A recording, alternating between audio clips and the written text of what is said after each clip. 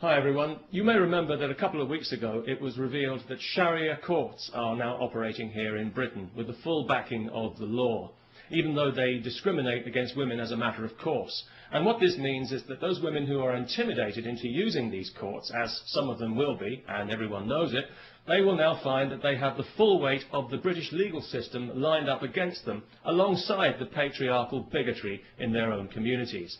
Those women who are cheated out of their just entitlement in these places, as some already have been, will find that they have no recourse to the real law to put things right.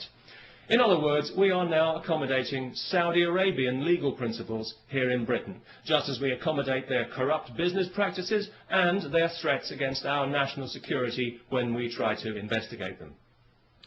If you live in Britain and if you think these courts are a bad idea, please sign the petition to which I have linked, asking that they be abolished and that this poison be removed from our society and that we revert to the rule of civilised law with equal rights for all, if that's not too much trouble. You know, over the last 11 years of this Labour government that we've had in Britain, the British people have seen their society subjected to social engineering on a massive scale by a misguided and arrogant liberal elite who, in their eagerness to fragment the fabric of our society, have actually succeeded in giving civilised values a bad name.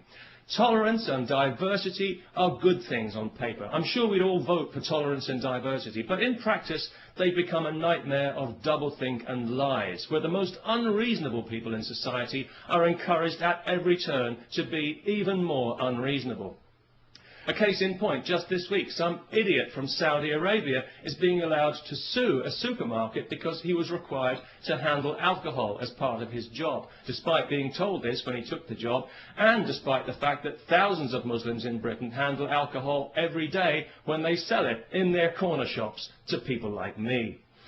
I do find it quite ironic that Islam forbids intoxication when you consider how many Muslims are seemingly so intoxicated by their religion, especially in Saudi Arabia. So it was no surprise to me to hear that this idiot was from Saudi Arabia, because I think we all know that that entire country is mentally ill.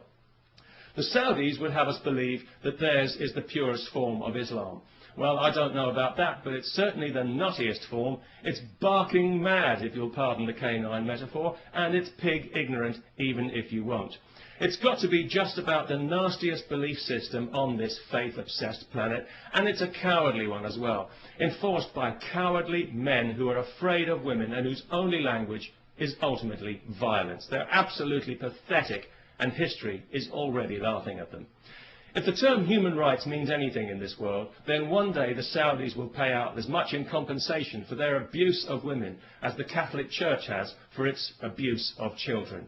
And I'll certainly drink to that. Because I was out earlier today, coincidentally, buying some beer, not because I enjoy beer particularly, but because I know it offends Islam. Although it didn't seem to bother the Muslim shopkeeper I bought it from, maybe he was just being polite. Anyway, as I was leaving the shop with my beer, two women happened to walk past wearing burqas. Nothing too unusual about that, not anymore, not in London anyway, and nobody really paid it much attention, apart from one small child who I overheard describing them to her mother as letterbox ladies, which I thought was actually quite inventive and rather charming. But of course it was also deeply offensive. So we had the child put to death. No, not really.